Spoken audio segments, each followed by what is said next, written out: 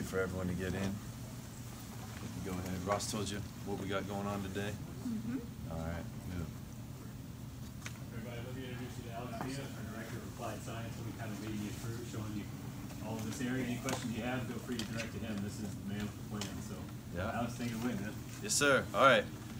Welcome to the Clemson Applied Science Lab, the Castle, as we're calling it. This is basically all meant to improve our student athletes and their well-being and their development through their time here at Clemson. We do that in two ways. One, we have our quantitative analysis lab, which has all this technology I'll go through here in a second, and then our full recovery center, which is going on over there, ways for us to treat muscle soreness. So the big centerpiece of this area right here is our DARI motion capture system. It's an 8-camera, fully markerless system that's going to quantify mobility for the shoulder, hip, knee, ankle, as well as balance, force generated, power, strength, and things like that. It's really cool, and if anyone wants to volunteer, they're more than welcome to come try it out. We can see what we're looking at here. If not, I got my students here. We need an intern. I gotta film it. All right, come on. Jason, come on out.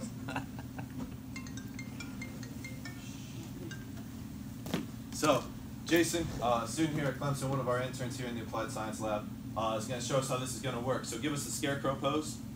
All right? So what he's doing now give us the lunge. So what it's doing now is it's identifying different points on his body, and it's able to quantify how far apart those points are, and an ability to give us an idea of what his range of motion is at different joints. And so what we can use this for is we get baselines on our guys as they first come into Clemson, right when they get here, and then understand how that range of motion, the mobility, is changing as through their development here at Clemson. And should they ever experience an injury or go through surgery, we're able to understand exactly where they're trying to get back to. So we're able to improve the confidence with between the athlete and our staff, and improve the understanding of the athlete of their own body and what their body is telling them through that. So really excited about that. Can you do yeah. again? Sorry. Yeah. Go ahead and do another one for us. With the arms up and down. So it's able to track them through all that. So we do a 19 movement assessment using this system to establish our baselines on guys. Over here in the corner, it gives us an ability to use augmented reality to quantify change of direction. This is our tracer station. Basically what it allows us to do is take something as simple as a cone drill, 5-cone drill that our strength staff has been doing for the last 50 years, and quantify athlete reaction speed. How fast are they moving? How are they accelerating? How are they decelerating during these different drills? And we're actually, again, able to establish baselines so that athletes know exactly where they started when they got here, where they're leaving, and where they need to get to should they be coming back from injury there. So this one, Zach, I'm going to have you come up.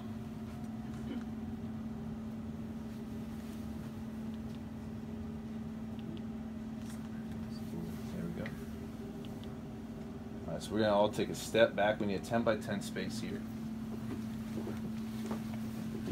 All right? Yeah, you hold it.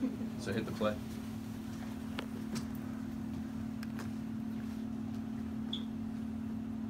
Hands up. So just like you're going through TSA, it's got to identify where you are. Back up to the circle.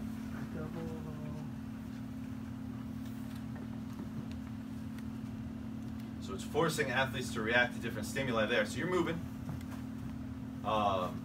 It's forcing athletes to react to different stimuli on the screen, so that they have to have a better understanding of their spatial awareness, have a better understanding of where they are in space, rather than simply reacting to a stationary cone on the floor. So he'll go through that. It's 20 seconds real quick, and again, at the end of it, able to quantify that speed and that reaction time. Over here, we have what's called NordBoard. This is a piece of technology that evaluates hamstring strength, and it does so right versus left strength. So you're actually able to understand how strong your hamstrings are and what imbalances you may have. So an athlete, I'll do this one. Athlete gets on it,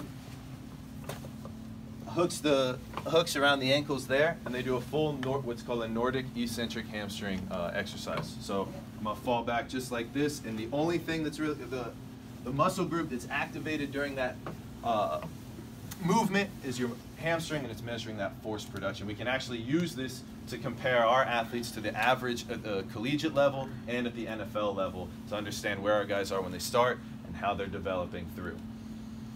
Another way we do force development measurements is over here on these force plates. So what we're able to do with these, guys will get on them. They'll jump 3 times. We've been using these all season long to understand not only how high they can jump, but how they produce that force, because it's really important to understand how much force you produce here and how much of it you transfer through the plate to get up into the air. So that's something we've been doing to get an idea of what compensations athletes take to produce that counter movement jump. What's really cool about that system is there's a whole database of over 10,000 athletes that we're able to compare our guys to, so we have an understanding of what injury risks they may have based on those compensations. And the last piece over here in this quantification science lab is our synaptic sensory station. This is something that allows us to evaluate cognitive performance, visual acuity, contrast sensitivity, depth perception, anything related to vision, reaction, hand-eye coordination. We're able to quantify here, and then our athletes can actually get on it and start training those abilities. And what we found, you might get a kick at this, the guys that spend the most time playing video games, the guys that do the best on this, they have that best reaction time, they have a better understanding of where things are in space and having that spatial recognition. One of the ways that we're trying to train our guys up on some of these different metrics is using strobe glasses, actually blocking how much vision or how much visual information they're experiencing in an effort to build neural pathways and develop that cognitive ability. So that, I guess that's probably, I just talked for a long time, that's probably a good place to stop for any questions on this part of the lab. Alex, if I could ask you about the TRASR. Yes, sir. I imagine you have different programs for different position groups, that sort of thing. Yes, sir. Alex, who can access this information, and then do you meet with the players individually? Do the coaches talk to the players about the results of some of these tests? Yeah, so the players are aware of how they're scoring, and they get really competitive on a lot of this stuff. So they kind of start drawing with each other on what their results are, and so that's kind of how that communication is. There a plan saying somebody has less mobility depending on this than others, and then are there targeted drills to improve their mobility, things like that? Is that how this is applied? Yes, sir. Is there like an app or something that the players use that is connected to it, or like a website that they can track their stuff? We use a athlete management system called Conduct that houses this information and produces player profiles. I imagine you had to give the coaches quite a training session themselves on how to take the results and transfer that information. What's cool about a lot of this stuff is a lot of the processes have been done for a long time, but what's new is the ability to quantify them and to store them over time. So we're able to kind of have that aspects to supplement what our strength staff has been doing and what our sports medicine staff have been doing. Alex, go ahead and tell them about the sleep and the GPS system. Yes, sir. Yes, sir. So one of the other things that's happened as a result of building this applied science department is it's become the new home of some of the other technology we've been doing for a couple of years, one of which is called Rise Science, using ballistocardiographic sensor to measure sleep performance and to train our student athletes on how to improve their sleep and quantify their recovery through heart rate variability. So that's something that we've moved over here into this department. And then another piece of technology is called Catapult GPS system. This is a monitor athletes can wear during training sessions, practices, and games, and it quantifies how much demand is placed on them and how they're performing from a speed and acceleration standpoint. So we're able to quantify the demand placed on athletes, we're providing them with the resources necessary to recover, and then we're quantifying how they're performing as a result of that. So that's kind of the multi-step process of why we're quantifying these things and how we're communicating it back to the athlete. The database with 10,000 athletes that y'all compare to, are those 10,000 other only college football players or college athletes? This is so it's multifactorial. So it's not specific to the sport. Okay. Did you mention sleep study? Mm-hmm. Yes, sir. Alex has been here about 3 years now. Yes, sir. Is that right? Became full-time 2 months ago. Mhm. He will be undergrad and master's at Penn State, and he'll have his PhD probably by August or by May, By May. this year from here. Yes, sir. We're excited to have him. Dad was going to talk more about it at the bar during the press conference. Dad, is there is this Applied Science Lab, is this unique in college football? Do you know of other Yeah, well, programs that have this? This all started back in April when Dabo always thinking about best as a standard. And so he asked Woody and I, what's all out there. I think he was talking to Dwayne Allen a little bit, what the Patriots were doing. And Dwayne was big on this float pod he's going to talk about in a minute. I think there's somebody jumped in the float pod, just so you know, so nobody opened the float pod. Anyway, so we went out. Woody went to Stanford. I went to Baylor, Texas, Kentucky. Alex went to a lot of places with me. Florida, where did I say? Florida, Kentucky, Bama, Baylor, and Texas. And then we went to all the medical staff here, and Joey and Alex all went out to the Stedman Hawkins Clinic, the #1 orthopedic clinic in the world out in the Bell. We spent a full day there. They had one. After that, we just kind of took parts and pieces of everything. And a lot of people, no one really could quantify what sports science really was. Some people had this piece and that piece, but we just kind of took what the best we saw, put it in one room, and then what I'm excited about is the recruiting hat.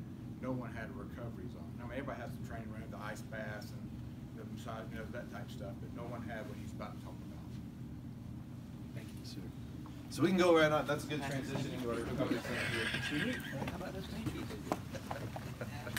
Sorry, we don't know. So the big goal with recovery was trying to give our athletes resources to take care of themselves before they end up with long-term issues as a result of injury. So we wanted to give guys that are trying to just do a little bit of prehab work, do work after practice to make sure that they're avoiding and reducing that injury risk. And so everything that we see in here, the main goal is to reduce muscle soreness. We'll start over here with our infrared cocoon pods. These are dry heat saunas that expose athletes to infrared light. That infrared light is meant to improve blood flow, oxygen transfer, and stimulate at the cellular level tissue repair and wound healing. And then the bottom part, the bed part, it provides a vibrational massage to the student athlete. We actually just started working with some essential oils there too to get a little aromatherapy going with those. Right here, these tables provided by Normatec sustain and support our Normatec sleeves. These are compressive massage sleeves that you see here for legs. We have them for hips, and we also have them for arms and shoulders, really meant to reduce that muscle soreness after practice, after workout, after games. You'll see a lot of guys using these. Yeah, after Brandon's here from Normatec, so he can go in detail. Like a lot of schools use this, and he can probably dive more into it after finish over there. We also brought in these massage chairs, and let me tell you, do not leave here without trying these. These are something that exposes the student athlete to full body massage from the feet, calves, arms, hands, back, and neck. It puts athletes in a 0G state or position, and it provides a lot of different types of massage, as well as a very similar compressive technique to the Normatec sleeves. And then finally, we're not going to go in there right now because one of our athletes just jumped in. This is our float pod, our sensory deprivation tank. This is 1,200 pounds of Epsom salt in a pool of water that is heated to skin temperature, and it removes the student athlete from light, sound, and realistic or practically the force of gravity. So it allows for full mental recovery from all of the stresses the student athlete experiences by giving them an environment in which to disengage, become more aware. And then also physically, it has benefits from a muscle soreness perspective with the Epsom salt, as well as just unburdening the student athlete from kind of all of that weight that is normally dragging them down. Just kind of gives them a full opportunity to lay on their back and fully release in that state. So that's a sensory deprivation pod. Alex, have you seen usage with that pretty much across the board, or has it been more popular with some of the athletes than others? We've seen usage across the board, but we would skew to some of our older guys. It opened last Thursday night. Mm-hmm. Soft opening, Mm-hmm. and we got to get Alex an intern because I think he's been over every night to about 10 o'clock. Yeah, just trying to keep A lot of the guys are, they love it. And a lot of guys were going to Greenville to do it already. And so that's probably pretty much constant. I can't, but Christian jumped in probably like 5 minutes before y'all got here. And a lot of the D-line has used it multiple times. It's funny to see, like I said, a lot of the older guys who are, and this is not for everybody. This is over and beyond the training room. You're always going to have, every team's going to have those overachievers, and this is something, this is next level for those guys who are really serious about it. And tell them about, in about 3 months, tell them about the cryotherapy.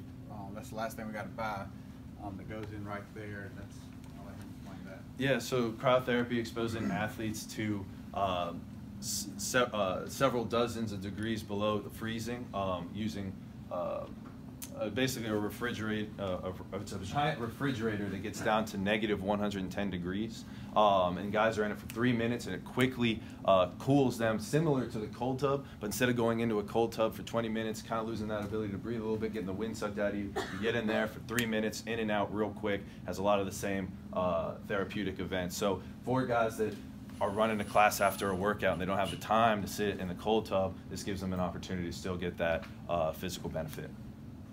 Alex, what's the recommended time session for the